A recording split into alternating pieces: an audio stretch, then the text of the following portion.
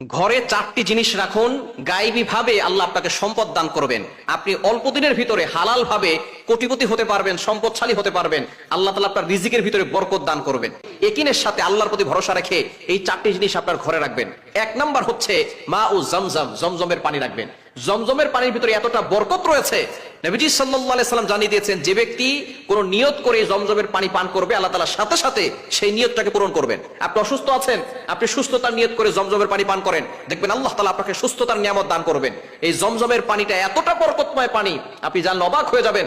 নবীজি সাল্লাল্লাহু আলাইহি সাল্লাম যখন মিরাজে গিয়েছিলেন, তখন কিন্তু তার শাক্কুস সাদর, অর্থাৎ তাকে ওপেন হার্ট সার্জারি করেছিল। তখন কিন্তু হাউজে কাউসারের পানি দিয়ে নয়, এই জমজমের পানি দিয়ে তার ভিতরে সবকিছু পরিষ্কার করেছিলেন হযরত জিবরাইল আলাইহিস সালাম। এই জমজমের পানি যদি আপনার ঘরে থাকে, আপনি নিয়ত করে খাবেন, আল্লাহ আমাকে সম্পদশালী বানান, দেখবেন আল্লাহ তাআলা আপনার ঘরের ভিতরে রিজিকের বরকত দান করবেন, সম্পদের বরকত দান করবেন। এজন্য আপনি এক নাম্বার হচ্ছে জমজমের পানি আপনার ঘরে রাখবেন। দ্বিতীয় নাম্বার হচ্ছে মধু। মধুর ভিতরে শেফা রয়েছে, নবীজি সাল্লাল্লাহু আলাইহি ওয়াসাল্লাম নিজে জানিয়ে দিয়েছেন এবং আল্লাহ তাআলা নিজে বলে দিয়েছেন। কোরআন খোলেন 14 নম্বর পারার 13 নম্বর পৃষ্ঠা 6, 7, 8, 9 নম্বর লাইনগুলোতে সূরাতুন নাহলের 68, 69 নম্বর আয়াত আল্লাহ বলে দিয়েছেন, এই মৌমাছির যে মধু আল্লাহ পাক রব্বুল আলামিন দিয়েছেন, এই মধুর ভিতরে অনেক শেফা রয়েছে। নবীজি সাল্লাল্লাহু আলাইহি সাল্লামের একজন সাহাবী তার ভাইকে নিয়ে আসছেন, ইয়া রাসূলুল্লাহ, ইয়া হাবিবাল্লাহ, আমার ভাই অসুস্থ হয়ে পড়েছেন, তাকে শেফার জন্য কি দেওয়া যায়? নবীজি বললেন মধু খাওয়াও।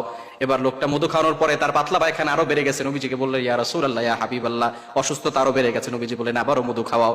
আবারও তার অসুস্থতা বেড়ে গেছে। এবার নবীজির কাছে আবার আসলেন, ইয়া রাসূলুল্লাহ, ইয়া হাবিবাল্লাহ, কি ওষুধ দিয়েছেন? তার তো পায়খানা আরো বেড়েছে। নবীজি বললেন মধুর ভিতরে সমস্যা না, সমস্যা তোমার ভাইয়ের পেটের ভিতরে, তাকে আবারও মধু খাওয়াও। তিনবার বলার পরে যখন মধু খাওয়ার পরে ওই ব্যক্তি এমন ভাবে সুস্থ হলো, পরে নবীজি সাল্লাল্লাহু আলাইহি সাল্লামের কাছে এসে বললেন, ইয়া রাসূলুল্লাহ, ইয়া হাবিবাল্লাহ, আমার ভাইয়ের পেট ব্যথা ভালো হয়েছে, পায়খানা ভালো হয়ে গেছে, তারপরের থেকে আর কোনোদিন তার অসুস্থতা আসে নাই।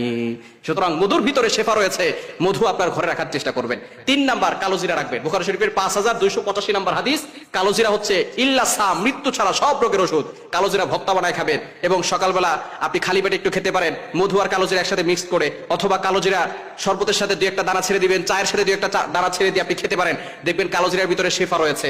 এবং 4 নাম্বার খেজুর রাখবেন, খেজুরের ভিতরে অনেক শেফা রয়েছে। নবীজি সাল্লাল্লাহু আলাইহি সাল্লামের একজন সাহাবী, তিনি সাদ রাদিয়াল্লাহু তাআলা অসুস্থ হয়ে পড়লেন। অসুস্থ হয়ে পড়ে যাওয়ার পরে তিনি বলেন, যাও তুমি মদিনার অমুকের কাছে যাও, সে তোমাকে আজওয়া খেজুর দিয়ে চিকিৎসা করাবে। এই আজওয়া খেজুরের ভিতরে এমন শেফা রয়েছে, নবী সাল্লাল্লাহু আলাইহি ওয়াসাল্লাম নিজে বলেছেন, যে ব্যক্তি দৈনিক 7টা মদিনার আজওয়া খেজুর খেতে পারবে, আল্লাহ পাক রব্বুল আলামিন তাকে এমন শরীর দান করবে, সাপ যদি কামড় দেয় সাপের বিষ পানি হয়ে যাবে, এবং তাকে কেউ জাদু করে ক্ষতি করতে পারবে না, কোনো জিন তাকে আক্রমণ করে ক্ষতি করতে পারবে না।